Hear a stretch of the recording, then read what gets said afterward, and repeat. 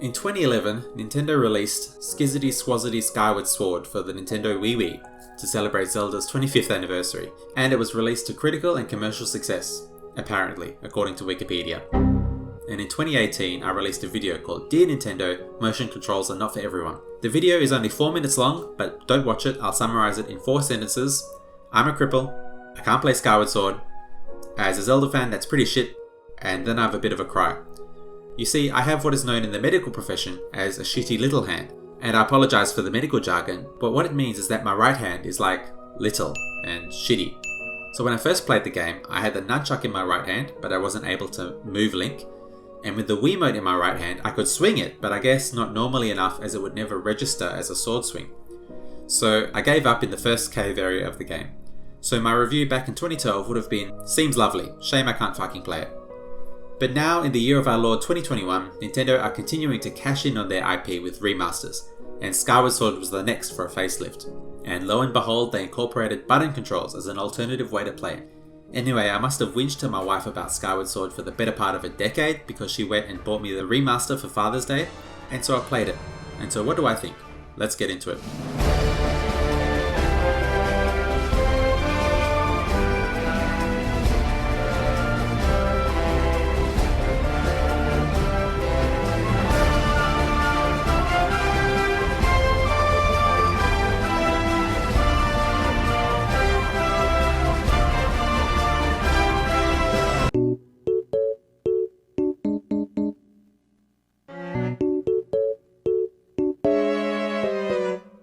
The design of the world and characters was a strength of the original game, and it is no different here. As soon as I entered a house in Skyloft, with its homeliness and junk everywhere, I felt at home. Sure, characters look like David Cronenberg monstrosities, but visually everything is bright, colourful and interesting. Enemy designs are fantastic as well, giving an unprecedented individuality to monsters. I don't mind the appearance of Angelina Jolie with the heavy eye mascara, and the impressionist style of the world, particularly in obscuring faraway geometry, succeeds both as being computationally efficient as well as beautiful. I actually really love this style. On more than a few occasions, I found myself standing still and admiring textures of grass, rocks, and miscellaneous blocks in historic desert power generators. And sure, the textures in the remaster have been lovingly HDified. Not all textures, I'm assuming. Some still have their blurry Wii look, but I don't give a fronk, brosif. 0 out of 5 fronks given. So visuals get a 4.5 out of 5 fronks.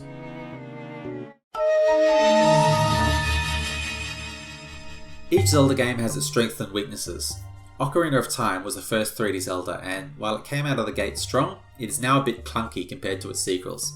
Meanwhile, Breath of the Wild was fantastic in its combat and overworld, but suffered in its dungeons and shrines, which all had a consistent theme and felt interchangeable with each other.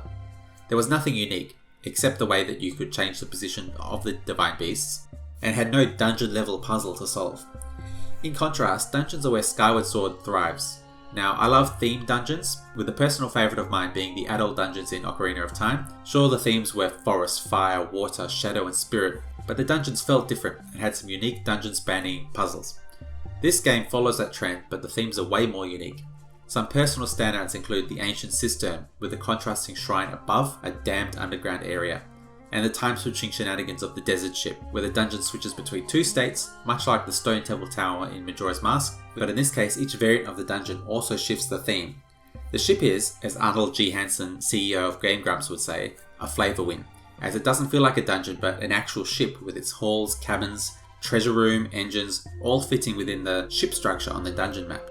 Even the standard forest dungeon is not so standard, with its more dank feel, insert Weed 420 reference here, with its purplish colour theme and fun guys everywhere. And the fire sanctuary, which could have been a straight up fire dungeon like Ocarina's Fire Temple, instead contrasted fire with large tree roots that provided accessible water, and indoor and outdoor regions. And despite being late in the game, introduced a new mechanic with digging through the ground to reach new areas and open doors. And who could forget Skykeep, where rooms could be switched around like a giant puzzle, and each room was themed like each dungeon in the game previously. From my perspective, as well as my wife's perspective, who would watch me play, dungeons were interesting and fun, and bosses, although were a bit of a mixed bag, were improved too.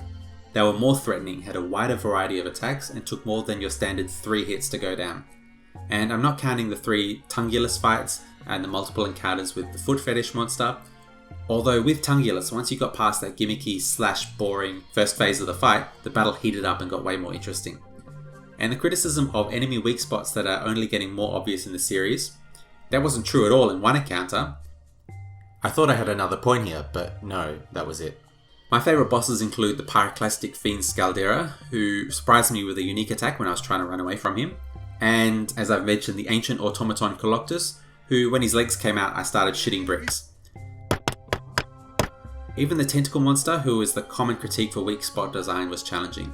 The ferocity of the tentacle attacks became very un-Zelda-like, and the 3 hits led to a second boss phase with new attacks. And of course you could still easily recognise the weak spot, but still had to hit a moving target under pressure. The unique themes that throw lots of new ideas and mechanics at the player, and the increased boss difficulty make the dungeons a standout for this game. So dungeons get a 5 out of 5 francs.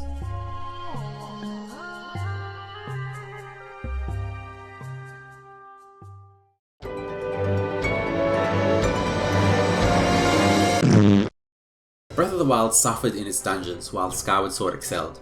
However, the Overworld is where Breath of the Wild shines, while Skyward Sword accidentally barfs on its own shoes and does a 420 pop shove it and stacks it face first into its own vomit. And just as in that vomit scenario that I definitely made up and didn't do myself, the failure here is in 2 parts. The disconnected ground world and the atrocious Overworld. Part of the fun of a Zelda game is having that large map, usually with a central field, and it connects these varied locations. Skyward Sword robs us of that fun by having only 3 varied locations completely split up from each other. And although functionally connected by the Sky Overworld, they don't feel connected, you know? I have to give some credit to the regions below the clouds, which follow the linear regions that are a staple of the Zelda series, and at the time these were the largest areas that the series had to offer and are filled with lots of varying zones, puzzles, secrets, chests, collectibles and bugs. However, they all ultimately boil down to a couple of linear paths, and they were recycled to absolute buggery. When the old one tells Link of the 3 places needed to charge his sword, Farron Woods, Elden Volcano and Lanayru Desert, i.e. the only 3 places I had been up until that point, my heart sank as I realised I had seen all of the world and still had at least 50% of the game to go. Sure, the game did its best to mix things up, like with the Silent Realm sections, which I appreciate as a tense little puzzle of sorts that contributed to my pelvic floor strength, but which got infuriating after multiple attempts.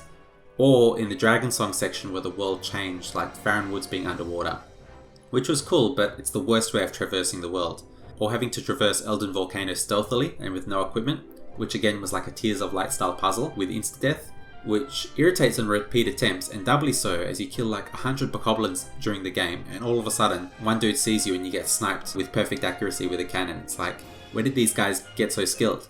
At least for the Dragon section in Lanayru, you actually access new areas. And in fact, the desert was where the game just kept throwing new ideas and new locations at you, like the railcart section, which kept things very fresh.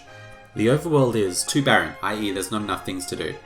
Not enough mechanics for traversal to keep things interesting, or just visually dull. And Skyward Sword fails on all accounts to a massive degree, particularly on the final point. The clouds just make everything grey. Controlling the bird like the boat in Wind Waker is not mechanically engaging enough to me, like controlling a human Link on his tootsies who can explore every nook and cranny with ease. And it's even more barren than the fucking sea! In fact, there's only one reason to explore the sparse floating rocks in the sky, and that is only because they deconstructed chest mechanics. In any other Zelda game, you find a chest, open it. But in this game you find a goddess chest, and then it gets sent to the sky to make an existing chest openable. That's the only way they thought to make the sky worth exploring. 0 francs, there, I said it.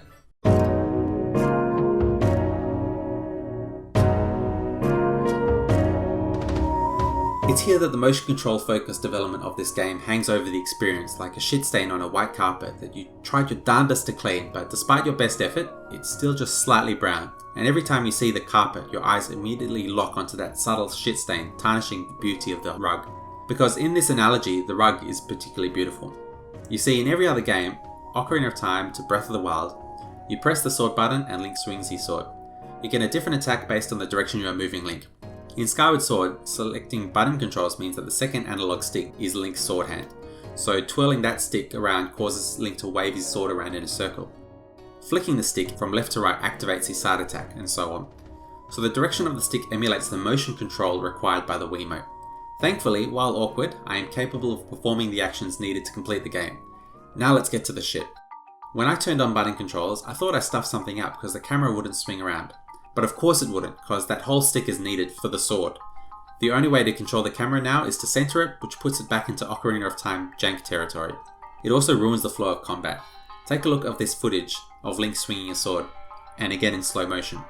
Every sword swing, Link first moves the sword in response to the player's movement of the stick, then after a moment the game registers it as an attack motion being performed, and that it wasn't your intention to just wave the sword around non-threateningly, resulting in a rushed animation with no anticipation that occurred well after the player's initial stick movement.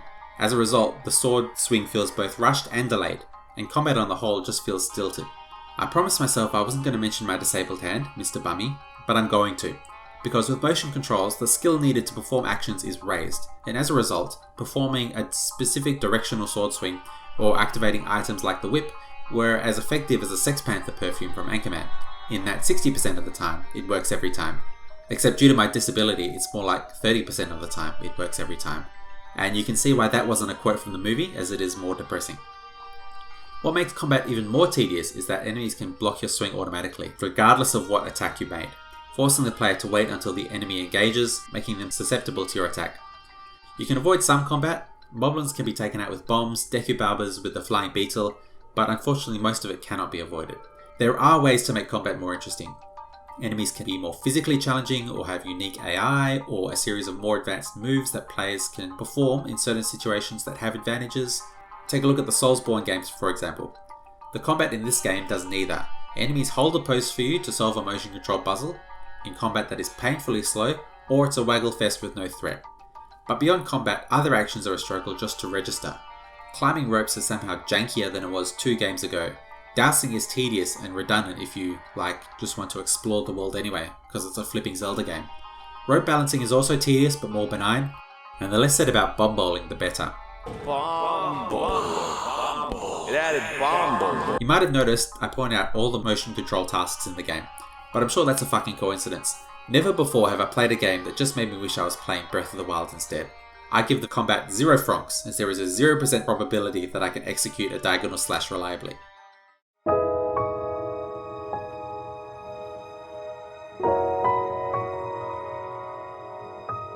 There is one. 2 francs out of 5. Skyward Sword sets itself apart as the beginning of the Zelda timeline. And yet with all the novelties that this could bring, the story feels much like any other Zelda game.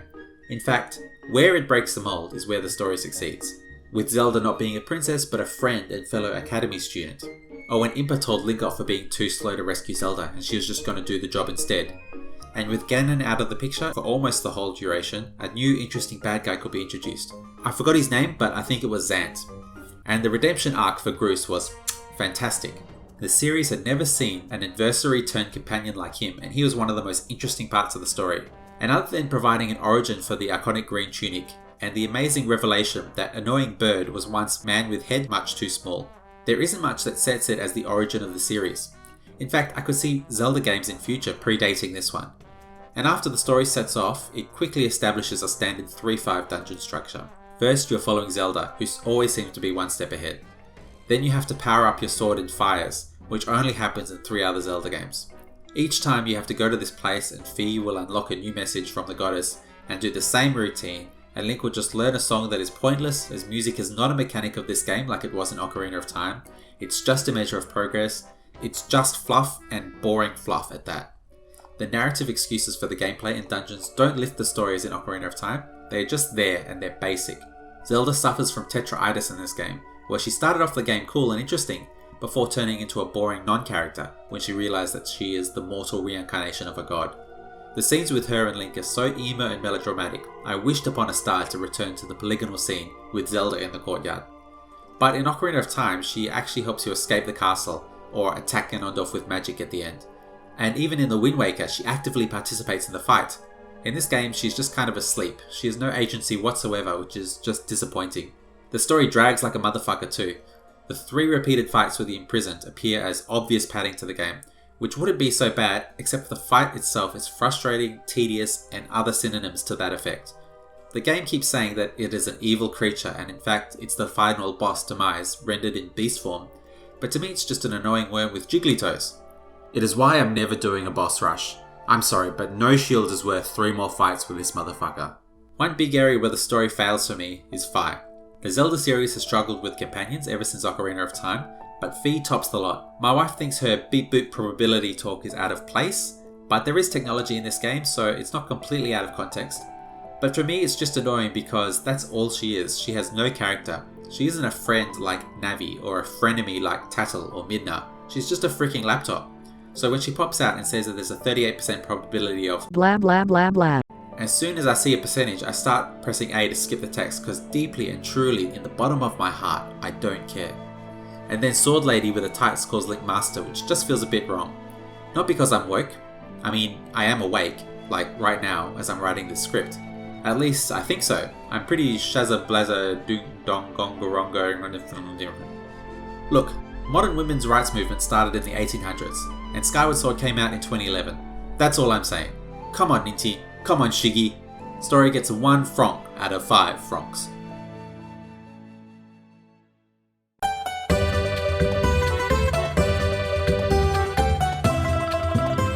I've come from the future to talk in this section about the things that are neat, or perhaps not so neat. The weapons in this game are mediocre. Either they're standard Zelda fare, or they were new and not great. My favourite original item was the beetle, as it was a risk-averse way of exploring the space you were in. But the quick weapon selection really streamlined the menu management of previous games. That was fantastic. Side quests were interesting, but all fed into the Gratitude Crystal side quest for Batrobe, which feels like an oversimplification of the side quests if you look back at Majora's Masks and the many independent things that were going on. Minigames were complete shite. Most I did just once to get the reward and move on. Bamboo cutting felt based on luck. Bug collecting was tedious. Skydiving was difficult to land in the optimal zone. And others that I didn't even bother to do. The juggling pumpkins was complete bullshit. I don't even know if that was a minigame or not. The introduction of stamina was great. It removed that goofy roll from previous Zeldas and made navigation through the levels require some problem solving from the player. Sure, the max stamina was pretty low, but Breath of the Wild would build on this mechanic further. And the adventure pouch was a standout, a level of customization unheard of in that point in a Zelda game.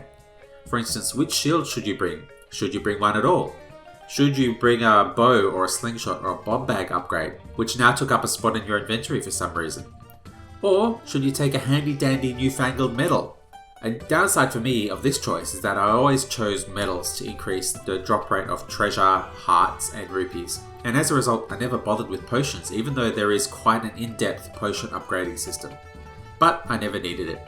And these things get a, hey, that's neat, and perhaps not so neat, out of 5 francs.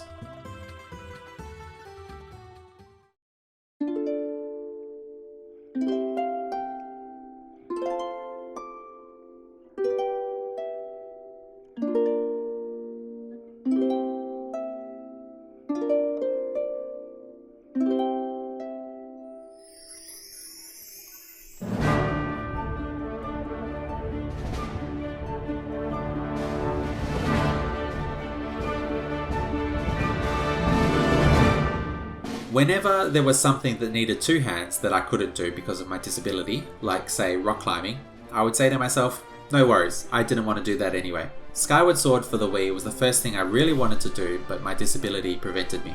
And while I whinged about it for the better part of a decade, I wasn't bitter towards the game. It was just a life lesson that I had to learn and move on from. So when Nintendo released Skyward Sword for the Switch with button controls, I was pleased that they at least seemed to give a secondary fuck about accessibility. Not a primary fuck, because then it would have been in the original game, but a secondary fuck. So now I'm happy to say that I can complete the game, which makes it 100% better than the original. That being said, the issues with the game run deep, either in the game's fundamental world design or its legacy as a justification for motion controls. When I think back of the game, I remember all the cool dungeons and boss encounters, but when I load the game and look at that empty hero mode slot, I remember my difficulty executing specific swings, boring overworld travel, all for a middling story, and I think, why would I put myself through that again?